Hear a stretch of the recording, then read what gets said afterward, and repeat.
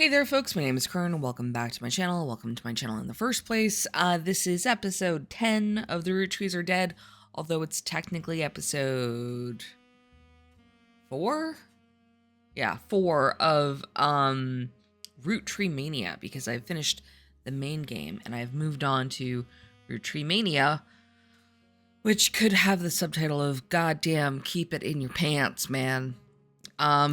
So let's move on and see what other horrific hidden children and affairs are waiting for us to discover them.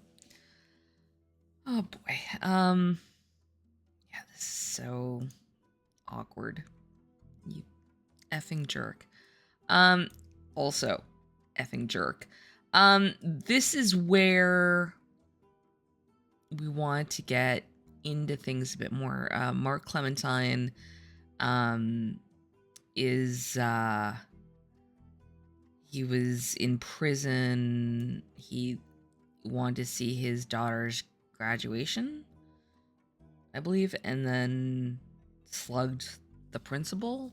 And the principal is like, I guess we'll have a problem then, and takes him down. Which is interesting because Stuart is a police officer, and that would be, I guess, his half-brother, because he really does look like Miracle. Stupid Miracle. Okay. We also need to find out Sunny's last name. And then we should be able to lock her and Flavio in. Don't know Flavio's sibling. There's still so much to do. Also, this really shows that Elias Roottrees was not particularly a wonderful human being. So let's put him in there.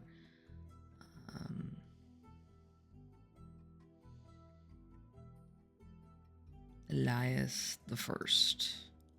He was the first president. So I'm pretty sure that that's fine. We don't know who this is. There was something we read about someone named Beth. So it's possible that there's a Beth or an Elizabeth or something. Probably, and I'm just putting this here, speculation, was his secretary. And they may have had... Oh my god, this gets complicated. Look at that. So, 5th piece, 6th piece, 7th piece.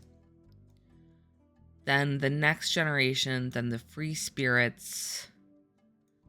I've lost count.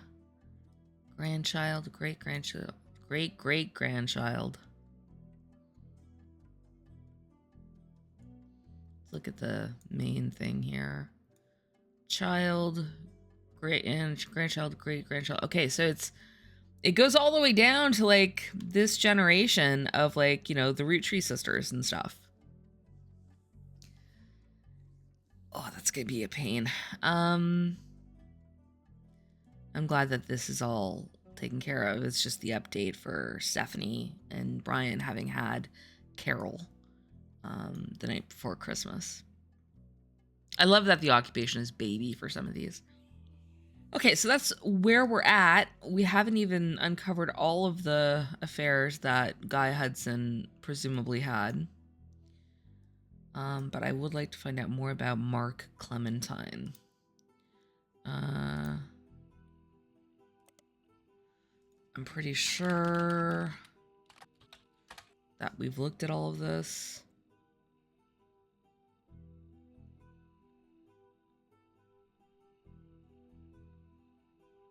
We're gonna have to search this. Portland Telegraph, San Diego, Billy Sims. Yeah, we read about that.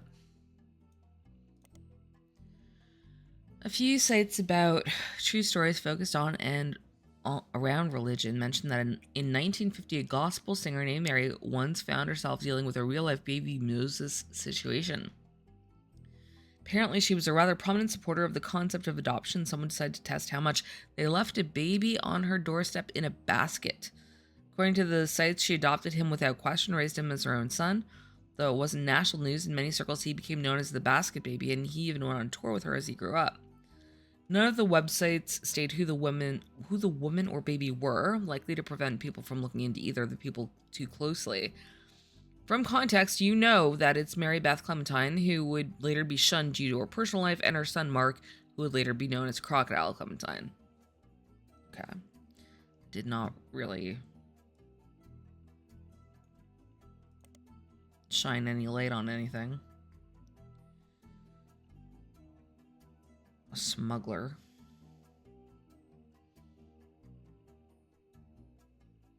San Diego.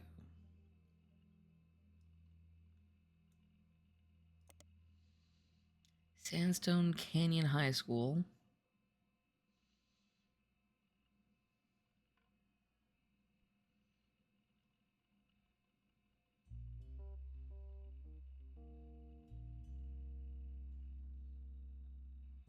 Every news organization. I would like one of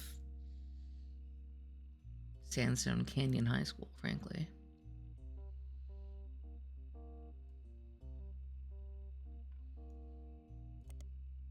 It's in San Diego.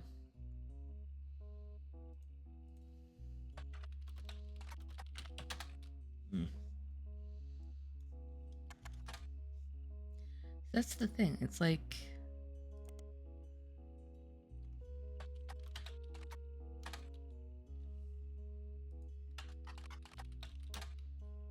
I mean, we don't have the name of a thing.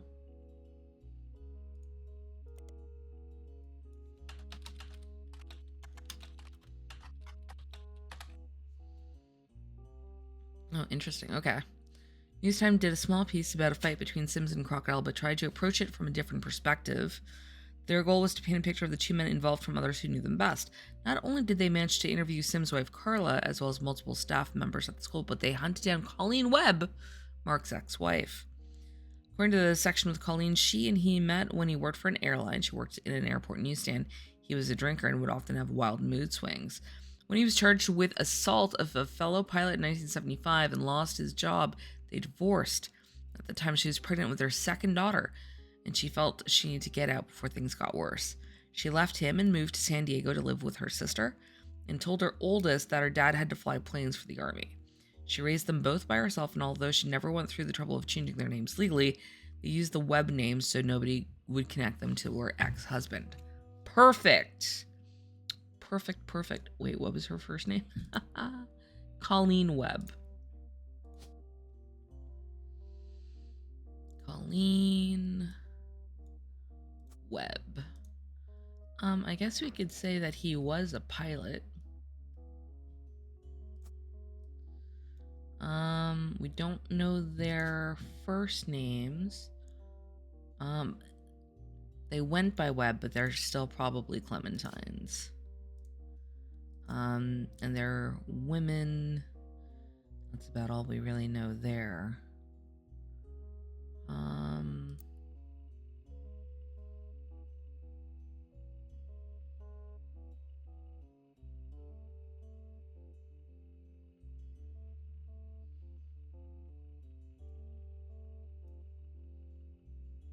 San Diego.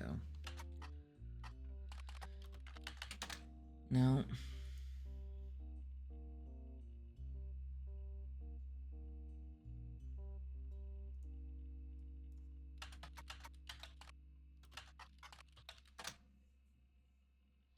Picayune magazine is kind of sleazy, so they're not afraid to publish a few details that more reputable news publications normally wouldn't. Excellent. You look up the Billy Sims incident, and it seems they did report on it.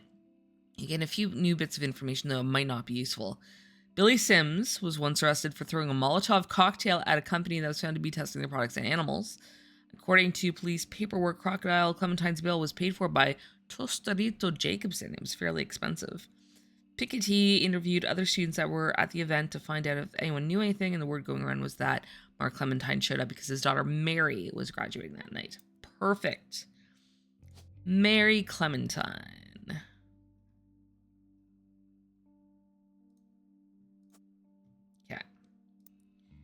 Now we gotta look up Tostarito Jacobson.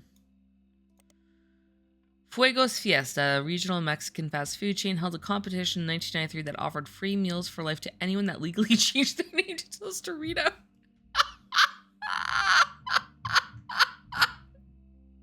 The tostarito was a burrito with a cylindrical tostada shell inside the flour of tortilla.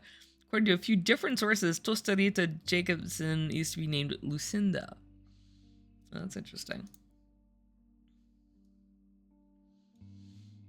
That's really funny. Lucinda. Oh. That's hilarious, though. Let's check the periodicals.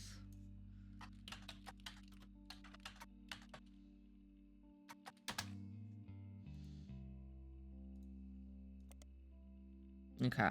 Well, still, that is interesting, and I am very amused. Wasn't...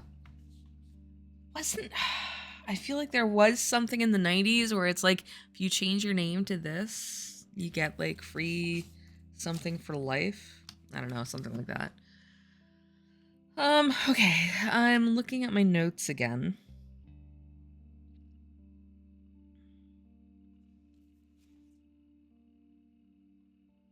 My god, there's so much crap. Guy... Tristan Robert... Punched a guy... Punched Billy Sims, right. There's also that Charles Martin guy. Where did we leave off with that?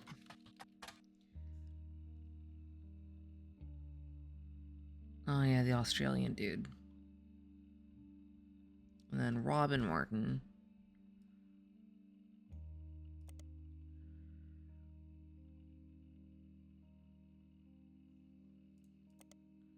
Let's look up Robin Martin. Maybe in Business Watch. Ah. Apparently, Robin Martin sold off her father's assets in 1992, the year after he died, which, combined with her inheritance, immediately catapulted her to an almost unimaginable level of wealth. The writer at Business Watch who was assigned to report on this news seems to disapprove of this move immensely. While the article does touch on the announcement of who took over the licorice division as well as what was to become of the maple candy factory, the entire text seems to be dripping with contempt that someone would be willing to dismantle and gut such a successful company to earn a quick buck. The article ends with a dig at Robin's personal life and lack of traditional values. But who am I to judge? Maybe she sold it to ensure a better future for her own children. Oh, wait. Yeah, because she had her tubes tied or had a hysterectomy or something to not have kids.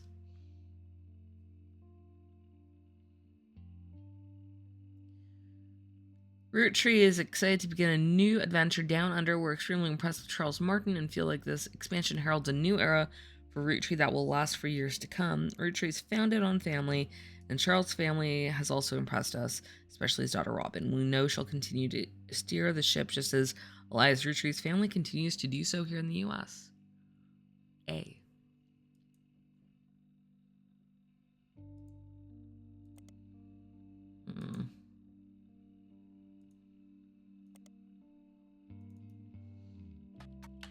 I'm not really sure where to go. The complaint I have about this game is that it's like there are like 18 different branches to go through, and I'm not sure where to go next.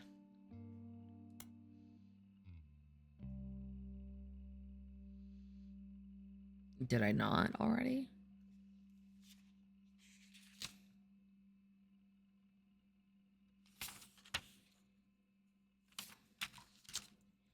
Pretty sure I did. Can't remember who that was, though.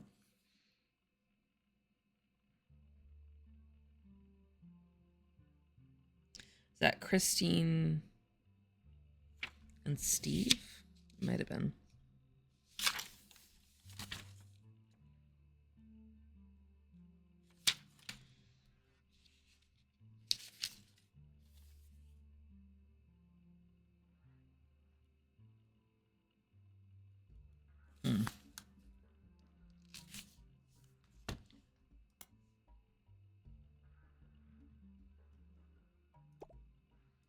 Butler County Times about Antonelli's.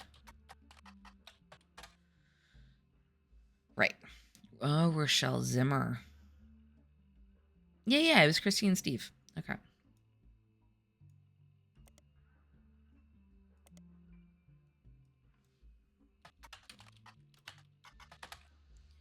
Rochelle and her husband Mark Zimmer have a few mentions in the Butler County Times. Both were local business owners. Rochelle owned Antonelli's, an Italian restaurant, and Mark owned a local bookstore called Bookmarks. Oh. Mark was sued by Steve Garland? Steve Garland has 3 articles that mention him. The first was an article about how he met his wife Christine when he worked as Antonelli's. The second is from months later in September of 78, a listing for his weekend cooking classes. Gourmet for the groovy. Could you be more 70s?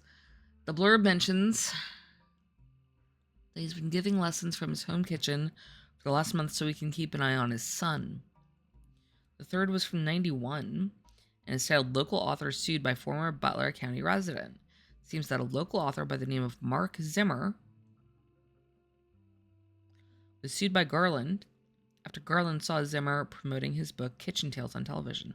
His recipe book was partially plagiarized from the recipes that Steve Garland would give the students during his cooking lessons before he moved. The article mentions that although recipes are hard to copyright, Garland accompanied each recipe with a short fiction about how he learned it. These usually doubled as a way to remember certain ingredients. Garland's bean salad, for example, involved making a trade with a gnome for some magic beans. Apparently, these stories were found word for word in Zimmer's cookbook, in addition to additional stories that followed the same format. Interesting.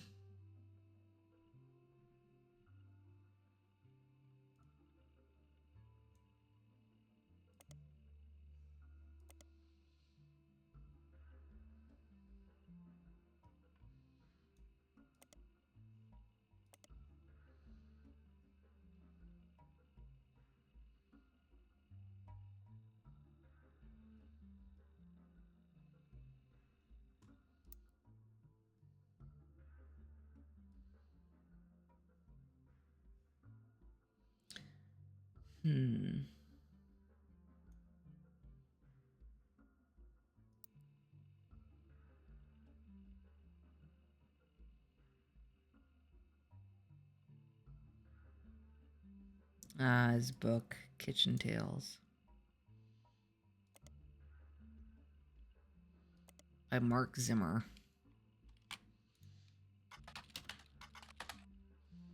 Out of print, re-released as Garnishing the Truth, a recipe book that contains stories.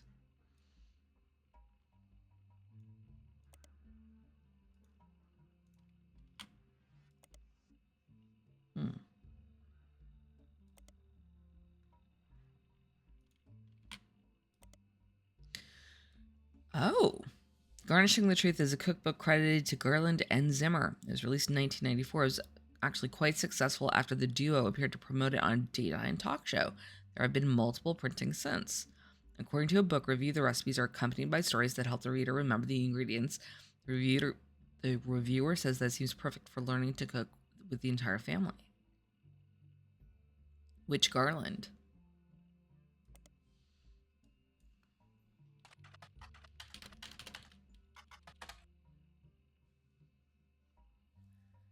Oh, Steve.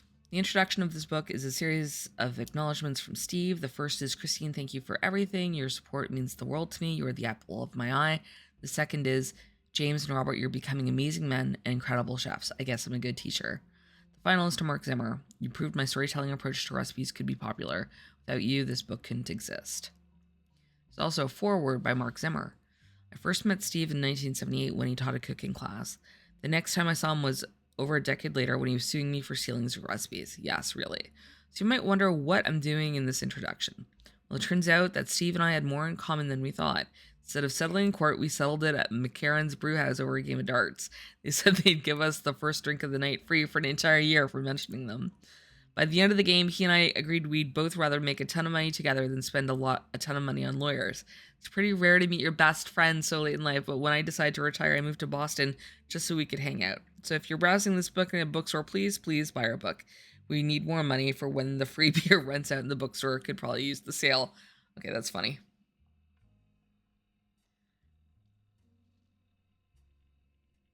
Okay, so Steve, why do my pens not work? I think it's because it's too bloody cold.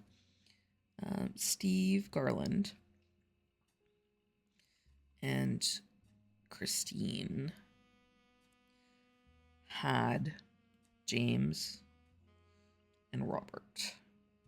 Now, like, where do these people go on this tree?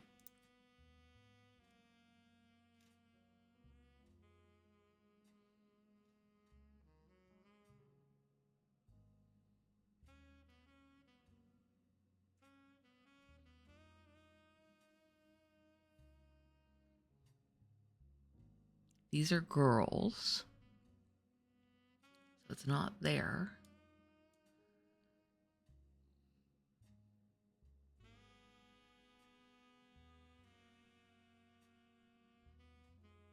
It could technically be there. I don't know, man. I don't know why they're giving us so much info if we're not supposed to put them on the tree somewhere.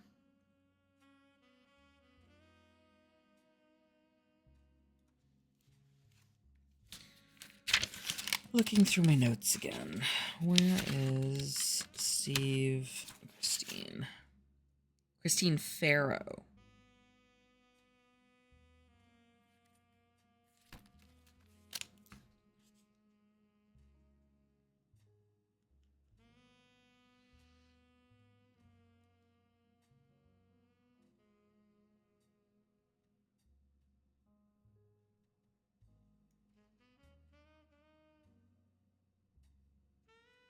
This could be Christine Farrow, maybe.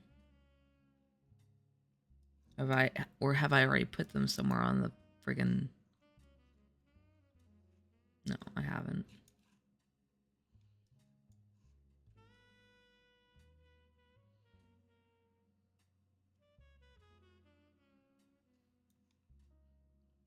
But to my knowledge, she hasn't split up with Steve.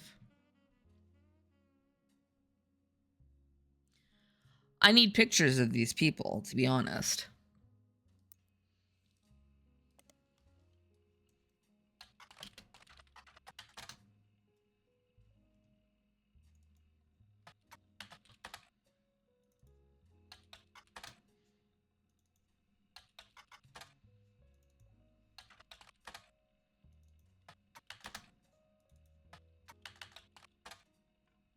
Okay.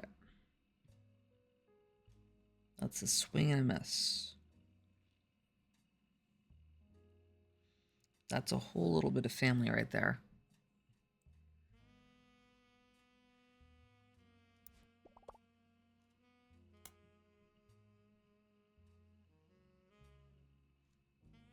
Have I looked into it all?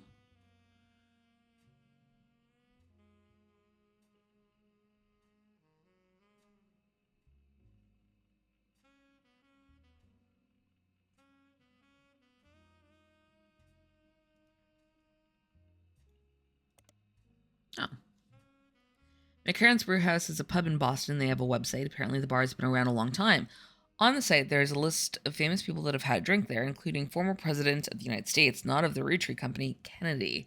There's also a few listings of television shows and books that have mentioned McCarran's, as well as how they came up. One of them is Garnishing the Truth, which the site has this to say about. Local and regular Stevie G, so Steve Garland, wrote a book about food. We prefer cocktails, but he gave us a shout out. We ain't gonna say no to free press, so grab a bite at his kid's joint, Friday, and swing by to meet him for a drink. Friday is a fairly popular restaurant in Boston. They don't have a website, but many locals seem to mention them in various places. One more in-depth review explains that it's not a full restaurant, just a front door and a very small interior with a window. Unusually, the restaurant only serves vegetables. But a lot of reviews say that, in spite of that, it's delicious. You also find a short story about it listed on a website called My Boston Homepage. Whoever runs the page seems to just link to random sites related to Boston, tell personal anecdotes related to Boston, and give their relatively short opinions on things in Boston. It's very unorganized. It has this to say about Friday. Wicked overrated. I saw it in Chef's signature. So I went and there was a huge line. They didn't have a single meat dish. What's even the point? Ah. Chef's signature. Fry dye. Oh, fry? Like that? What is the thing? Oh, no, it's fry without an E.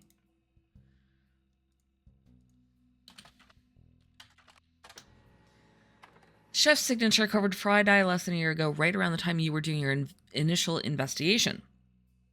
Each article in Chef's signature tends to focus on a restaurant, and like the magazine's name implies, each restaurant lists the one main dish that the head chef is known for. Fry dye's signature is the samosa cone.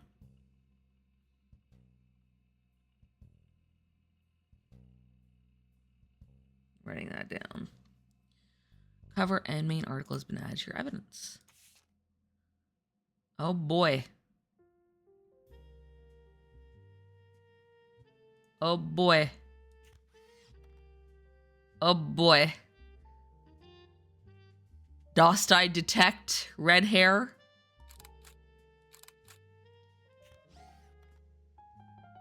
Chef's Signature, a nationally published magazine targeted towards fans of unusual restaurants, featured James and Robert Garland on the cover of their November 98 issue. According to the article, the two brothers own a small walk-up window in Boston called Fried Eye, a play on the tie-dye shirts that the servers wear, that exclusively serves vegetarian dishes. Most of the offerings are heavily inspired by the powerful spices found in Thai and Indian food. Their signature dish is the samosa cone, which from a distance somewhat resembles a traditional ice cream, complete with waffle pattern. Instead, it contains fried potatoes, pureed peas, carrots, and a special ginger-based sauce. Robert, who is 3 years younger than James, jokes that although the age difference has left him delegated to wear the sous chef jacket his whole life, he doesn't mind. Oh. As a result, James answers most of the interviewers' questions. James credits his love for food and his culinary skills to their upbringing. Most kids hate vegetables growing up, but they don't have parents like we did. My father was a chef. Right, chef. And my mother grew up on a farm. And that supplied his restaurant. That's how they met. I don't have any memories from the farm or anything like that since we moved here before I could even talk. But they told me stories. My dad's a great storyteller. He even wrote a book that partially helped fund Fried Eye. When we moved, they were looking to open their own restaurant together. Unfortunately, they never got it off the ground. His line cook gig ended up being less temporary than he hoped, and she had to go back to work as a secretary. Even after Robert was born. Before we were old enough to go to school, we spent our days with my aunt. Interesting. In the diner where he worked, my dad had no room for experimenting, so he'd exercise his skills at home on his days off. We'd always go shopping and cook as a family on those days, and even though we were hyper kids running around causing a ruckus, those were some of our family's favorite memories since we were all together. Mom always had the eye for the best vegetables for him to work with, and she did her best to pass that on to us. According to the article, their parents, who are now retired, visit Fried Eye often. They even have a signature dessert, the Sistine apple. That's funny. Sistine apple. Apple pie has always been my mom's favorite. My dad always had the stupid line he used to make her laugh involving apple pie. Most people realize it's a Sistine Chapel pun and assume that's all there is to it, but it's actually secretly named after them, sort of.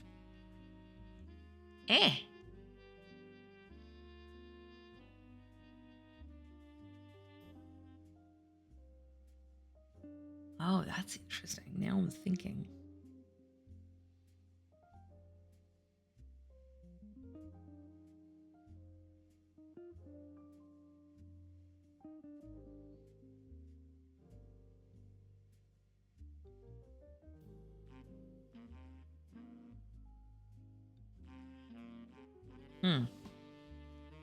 Okay. Okay. I think it has to be them.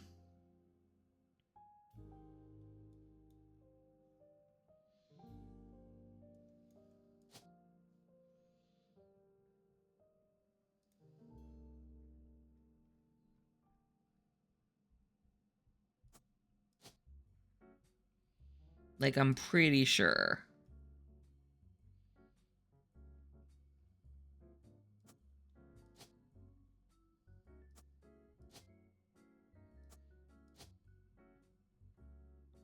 Now, which one is which?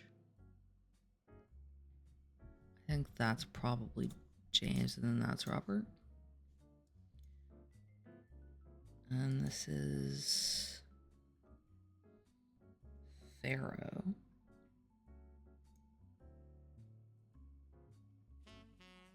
I could be wrong. It might not be them. She was the secretary.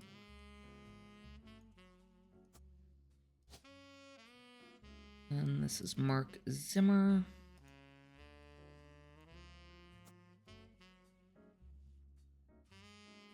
No, not screenwriter. Secretary.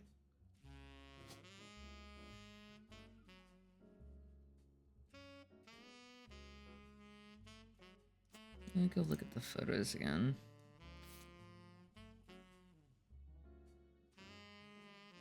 No, that's way too old for that to be her.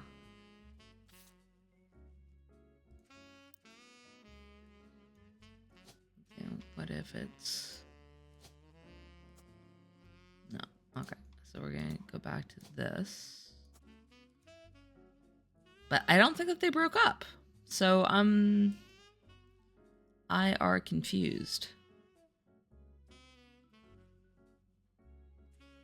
But nothing else fits. And she was the secretary.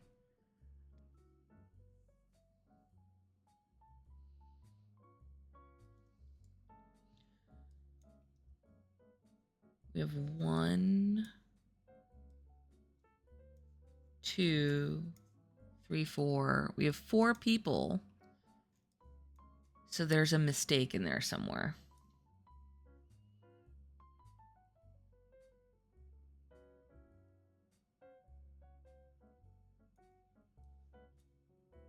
Are they chefs or are they entrepreneurs? Oh, entrepreneur is not an option.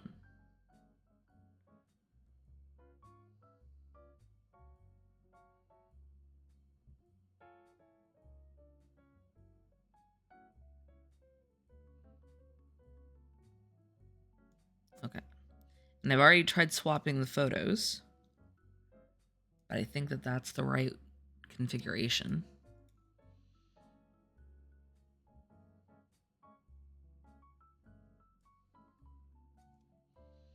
Mark was a pilot. Like, smuggler is not on this.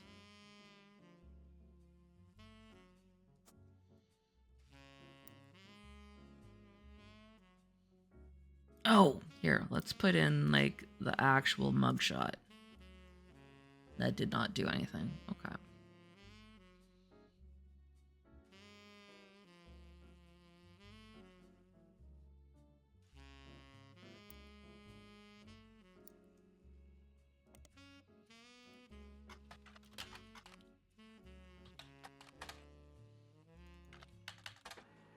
Ah. Mary Webb in San Diego has a website called Web on the Web. Apparently, it's a personal travel diary that also doubles as an advertisement for a travel agency.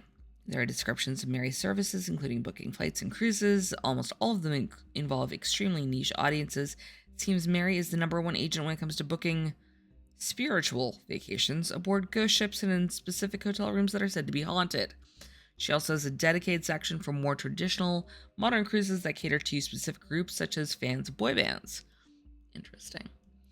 In the diary entry, she talks about the trips she's personally taken and uses that as an opportunity to feature descriptions of amenities and excursions that the ships offer, even when you're on them to see a specific band or a ghost. There's also pictures of ships, hotels, landmarks, and places she's visited, as well as a picture of Mary herself, yes, with a ship in the background. One of her diary entries actually mentions the day that the photos were taken. She was allowed onto the ship on a port day in San Diego with a professional photographer she knows. A photo of Mary has been added to your evidence. An alleged ghost ship from the 1800s.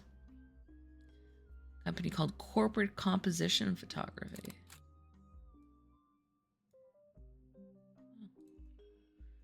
Corporate Composition Photography is a photography studio that was listed on a few different sites for businesses in San Diego.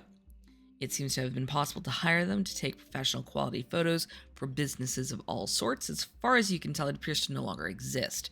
The company is also mentioned on a photography site with some IRC chat logs. IRC. You gotta give me a like if you liked IRC. If you remember IRC as the way to chat on the internet. Come on, give me a thumbs up. Seems like the site is the personal page of a member of an IRC photography channel. They have archives of vlogs they've been saving since 1993, which is like 6 years. One of them was from 1996 when Val, the former head photographer from Corporate Composition Photography, did a Q&A with their users about taking pictures for promotional materials and print ads. Most of the questions and answers are pretty technical. They not only seem irrelevant, but generally go over your head. One of the questions, however, mentions that Val was on the cover of Telephoto and asks about Iraq. Okay, so hang on. Telephoto asks about Iraq. The question was quickly shut down by the person running the Q&A, who said Val does not wish to answer any questions from his, Val is a male, equals dude, from his photojournalism days, nor does he wish to talk about LBP. LBP. Okay.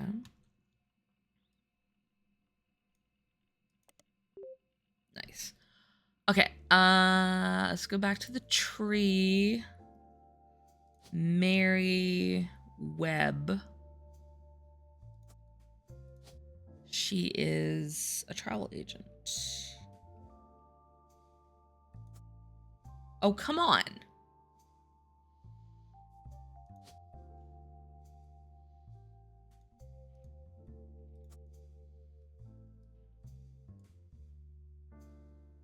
How do I not have 4 properly listed?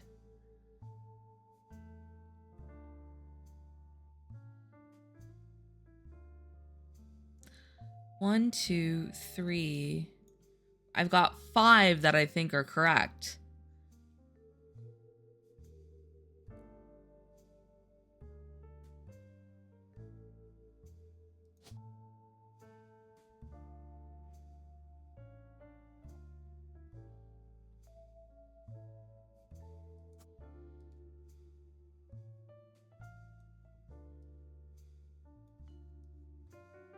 That's super irritating.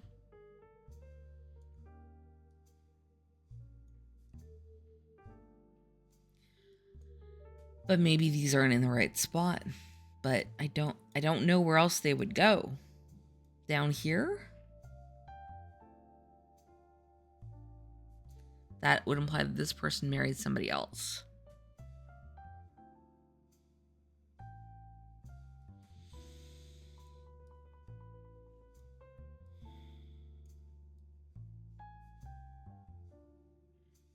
This is really interesting. Okay. So Val, what did I look up? Telephoto.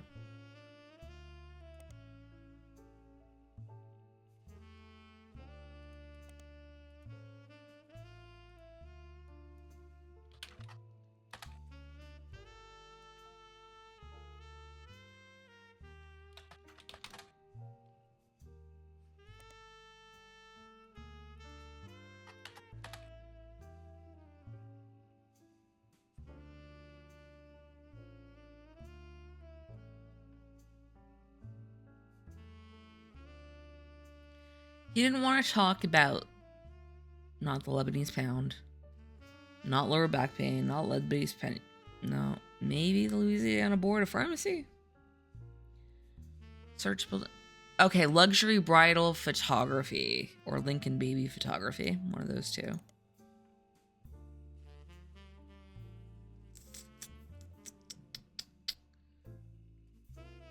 Okay.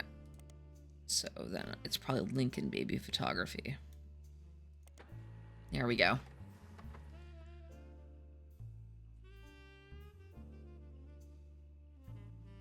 Business based in Beacon, New York, and on the site has a picture of a baby and a camera caption with Cam Lincoln.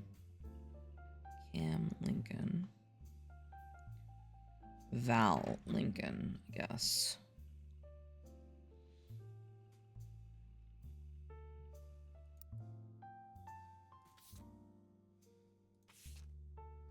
Yeah, that's a cute kid.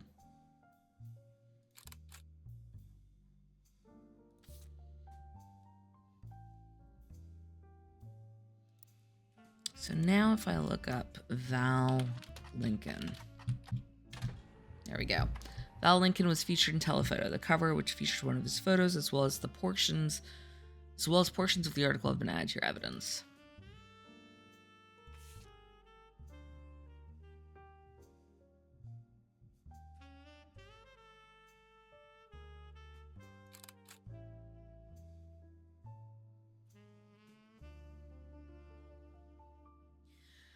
Telephoto is a photography magazine. This 1992 issue focuses on the photos of Val Lincoln, a photographer who went overseas during Desert Storm. He won the Sepia Award for photojournalism, specifically for the photo on the cover. Clementine.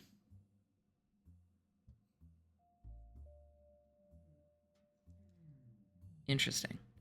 Val got his start in high school when he took a photography class because, in his own words, he couldn't decide what else to do and thought it would be the best career in the world to shoot for Playboy. Can the dudes in this game just keep it in their pants, please? But he quickly found he had a knack for it and began to skip lunch in his free periods to spend more time in the darkroom. After graduating, he tried to pivot to landscape photography, but didn't have any passion for it. It worked much better when trying to tell the story of a person or an object. He got lucky when a photographer mentor of his who was going overseas to cover the war decided to take a chance on him. Most people wouldn't call it lucky to go to an active war zone for no pay, but he bought my plane tickets, all my meals, and even pulled some strings so we could rush my passport. For someone that had never had a real job or even left California, it was a hell of a break. Val was only 19 at the time and shot the photo that won him an award the third night he was there. The photo depicts Lisa Clementine. Writing that down, military. Who lost an arm. Oh, geez, I didn't even see that. Who lost an arm in Operation Desert Saber. According to the article, women were not subject to direct combat, and Lisa was in a vehicle at the time. The vehicle, had to pull over suddenly when the road ahead was partially destroyed and she and a fellow soldier were severely injured by a landmine.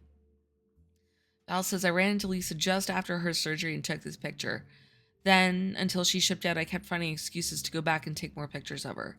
I guess it was fate, because that's the photo that won me an award, got me into your magazine, also led to my engagement. Just this week, she agreed to become Mrs. Lincoln. Okay. So Lisa and Val had Cam.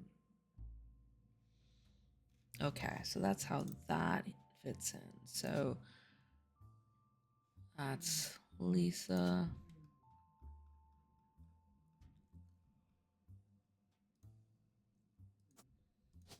Military. Oh.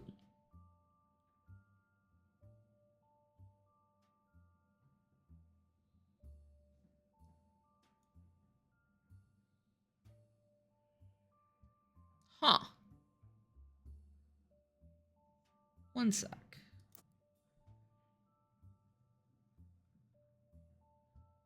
This is from 1982. Okay, so I had made the faulty assumption that Mary was the eldest.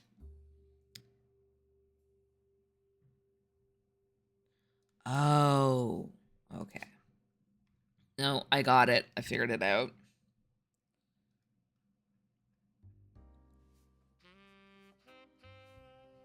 Well, I figured it out. Okay, we've got Val Lincoln here.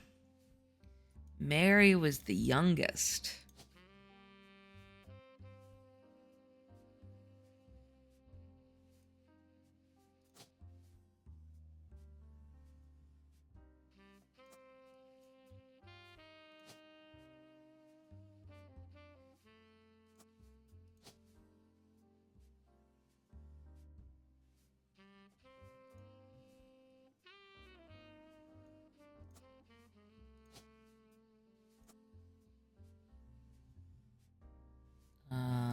This is going to be Mary.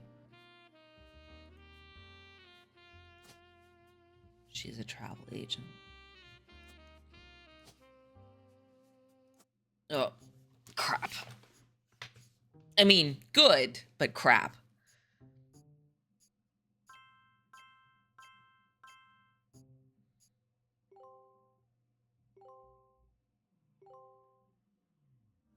Booyah. Oh, the door. Is it Sam? No. Sam Chris. reached out to me finally. I think I have you to thank for that one. My family's in a bit of a rough patch. Even though the candy is selling better than ever, everyone is fighting over the trust. The majority of us want to dissolve it. On paper, it seems like the right decision. The arguments about what to do next are endless and heated. More than a few Roottrees are worried about losing their wealth. I don't think we deserve it more than anyone else. Chris seems like a decent guy. I worry, though, because he's related to all of these terrible people. I love my family, my wife, my daughters, even my son, who I hardly ever get to see. I want to keep them safe and secure, but I didn't do anything to deserve this fortune. Hell, I probably deserve it less than most. It took me way too long to get my life together. Okay, enough about me. Here's the deal. I can't stop the majority from voting one way or another. If you keep passing along potential Roottrees, I'll keep adding them to the list. On the other hand, there's been some leaps forward in genetics. Ooh. It may sound like science fiction, but we can actually determine who's in the family just Yes, by testing their let's DNA. do that. What you've done so far has been very useful. Just keep filling out the tree and we'll prepare for the tests. Nice. No, that's not what I wanted to look at. This is her. Okay. So then there's something wrong with other things. What if these pictures are wrong?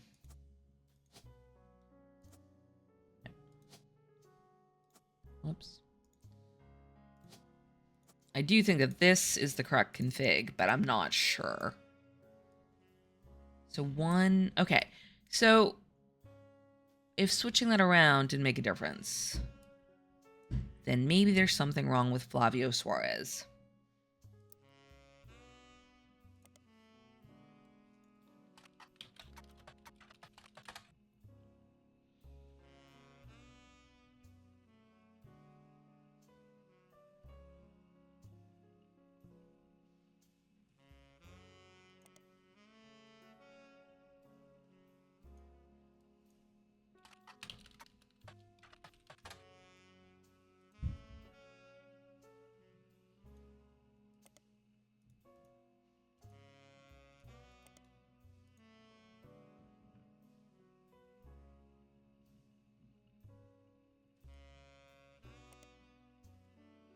Ashley York, British model, appeared on the cover of Teen Blast wearing a fur shawl 3 months ago, dating Flavio Suarez. In it, a Teen Blast reporter asks how they met. I was in Rio for Carnival. He was on one of the parade floats. I had no idea who he was, but I liked what I saw and told my people to invite him to the party I was going to. I felt pretty stupid once I realized we were going to his party. Well, his mother's party. She runs a media empire down there called Transmissão Paulo.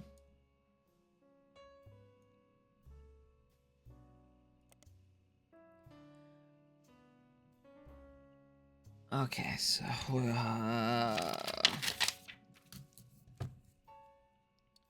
Sonia, now Nia Alves. According to a history page that's focused on her company and vague unsearchable details, Nia received a significant inheritance in 1980 and invested it in many different manufacturing businesses in her hometown, Brazil. At the same time, she just began to learn the ins and outs of running a television network. She continued to work in television until 1988 when Brazil began its period of reform. She felt this was the perfect opportunity to launch her own media company using her investments and connections. Now her company owns television networks, magazines, newspapers, and advertising firms. After doing some translating, the page about Nia lists her as unmarried. Does not go into any other relationship history. You learn that she stays out of the spotlight. She doesn't even appear at shareholder meetings. She sends a proxy.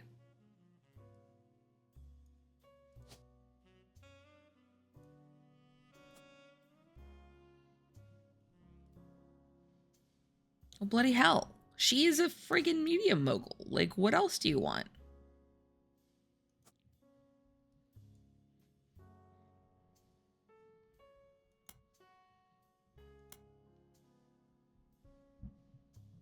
I now have 5 people that should be locked in. Like, Lisa's locked in because Mary is there.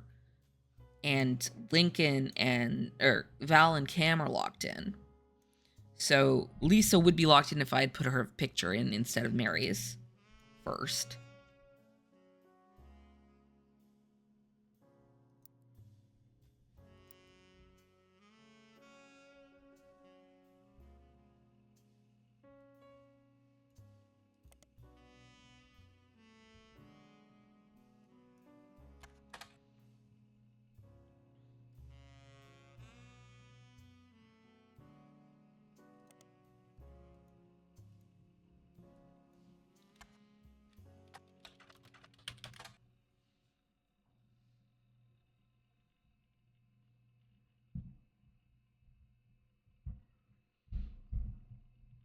Nia is extremely private about her identity and supposedly once used her connections to have a reporter fired from a rival network and blacklisted. The journalist claimed that this was to shut down a story he was doing about her personal life, including that her marriage in 1973 was not of her own choice. His research claimed that she essentially had her husband forced upon her as a child bride at the age of 15. Child brides were not outlawed in Brazil until 1990.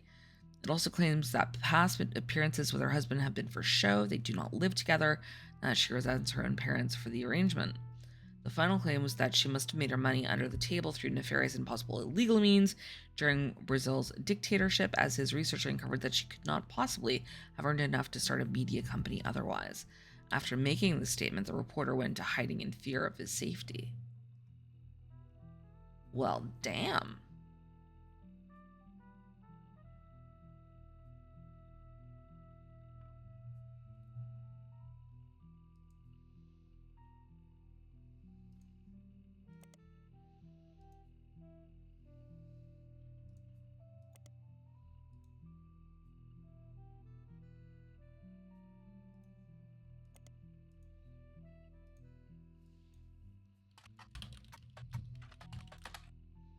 Oh, I already did that.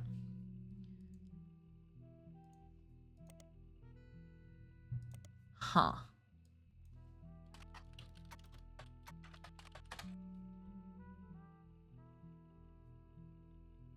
Alright. Alright, I looked at this. Sugar Shack.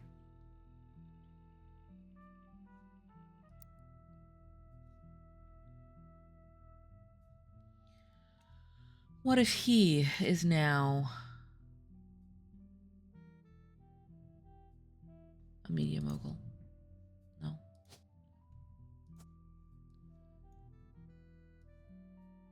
Oh, this is super frustrating.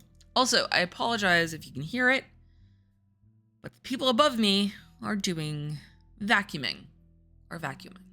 And it's super loud.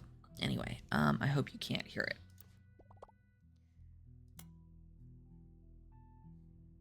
Robert Garland on the tree.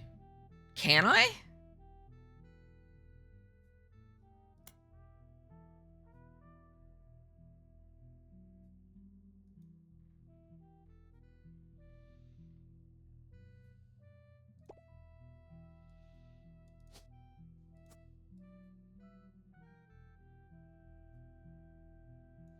Oh, it's not Mark Zimmer. It's Steve Garland. Oh, Robert Garland. Robert Garland is on the tree. What are you talking about?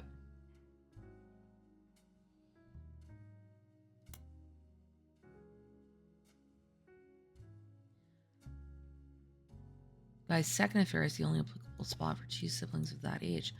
Oh. Oh, Sugar Shack.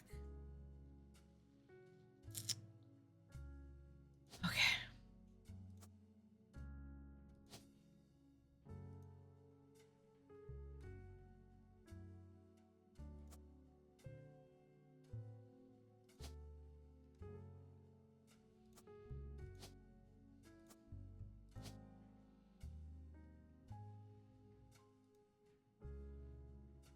I totally didn't think of this because I already had Sonia and Flavia there.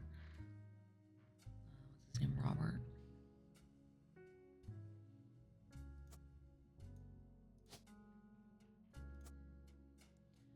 Their mom is Caroline Farrow.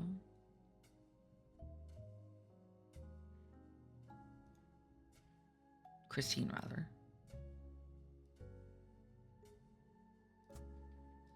Don't have a photo of her. Oh, maybe we do. Maybe it's her. And this is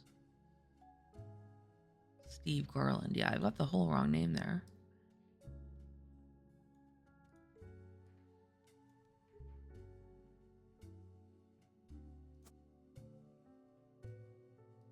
So is that not correct?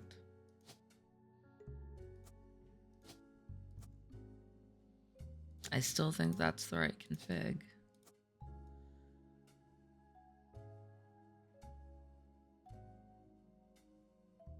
Wow, I've got Christine Farrow in like 3 different spots on this tree. Oh, she's not a media mogul. She's a secretary. My bad.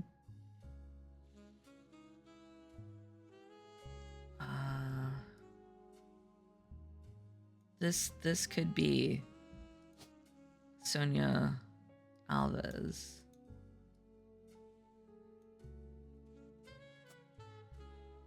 She is a media mogul. And then this could be Flavio, who's news anchor. Please, God, be Flavio Suarez. Oh, it might actually be this. Ah.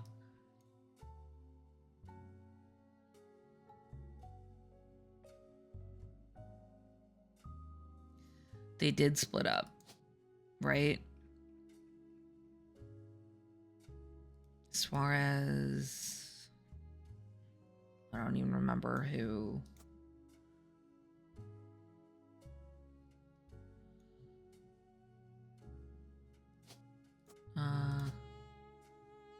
Alves. Sonia. This is going to be Flavio.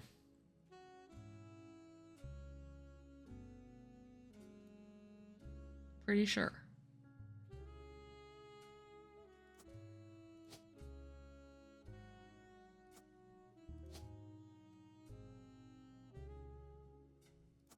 Yes. Yes.